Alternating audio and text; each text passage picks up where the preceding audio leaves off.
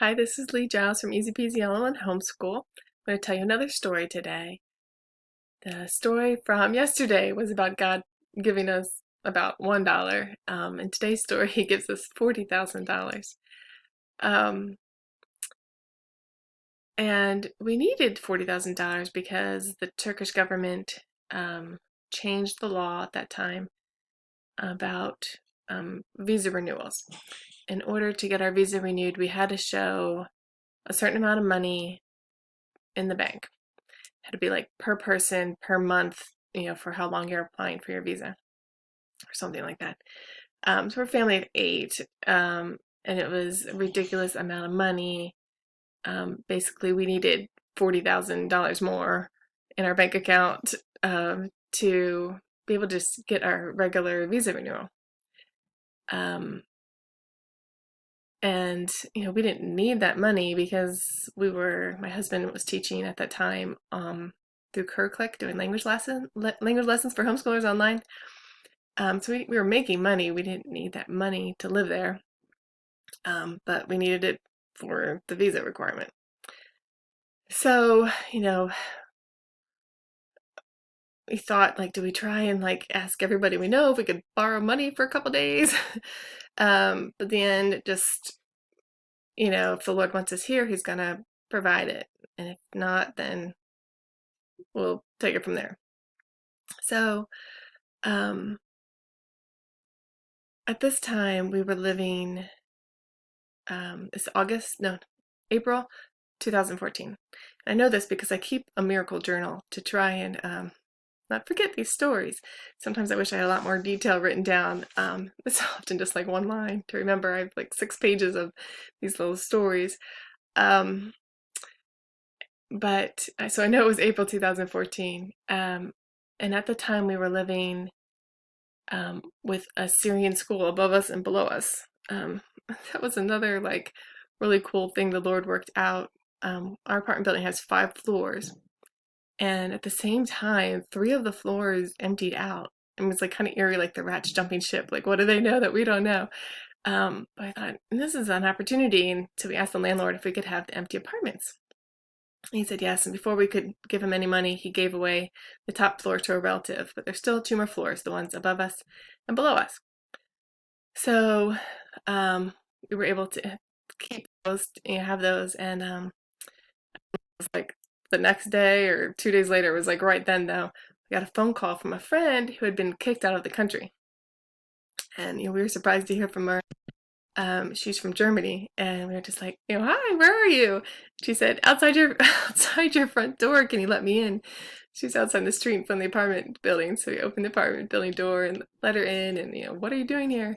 And heard the story of her, just showing up at the airport, even though she's not on the country, not knowing what'll happen then. She got detained for questioning. And she saw in her file she had violated rule law 666, so we thought that was probably true. But they let her in, and she was with a Syrian pastor who had been trying to run this little Syrian school, but their landlord had kicked them out, and so they needed a place. So we said, well, we have a place. So they ended up taking those apartments for the school. First it was just 1 floor, and then quickly grew to the 2nd floor. When we left the country, they took over our apartment as well. So it was just a cool thing the Lord just put together that we got to be part of. So we were literally in the middle. We lived in the middle of this Syrian school run by Christians. So we're right in the middle of this work around all these people. So one of the Syrian pastors would go back to Syria to take aid to his town, little village kind of place. In the war, they got cut off from supplies, so he would take what he could down there. And it was risky just going over the border and doing that stuff. So this Christian worker guy, my husband and I aren't quite confident what country he's from, but he's from Europe. His name is Joseph. I have Joseph written down in my notes.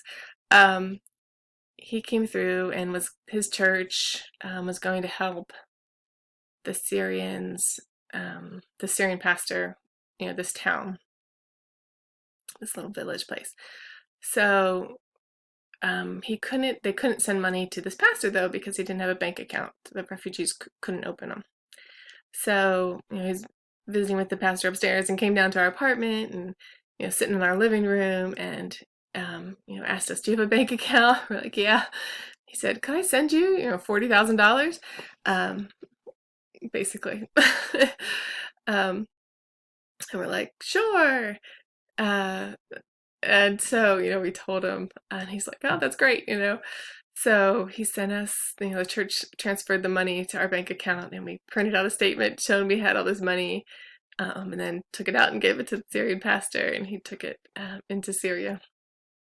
So, 40,000 seemed like this huge number, like way out of our league, but it's the $1 and the $40,000 is not different to God. It's only in our humanness that we see those as different.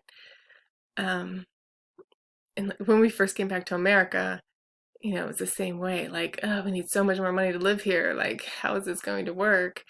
Or to God, it's no different. And I would tell myself, this is not different. It's no different trusting God here. But it felt different.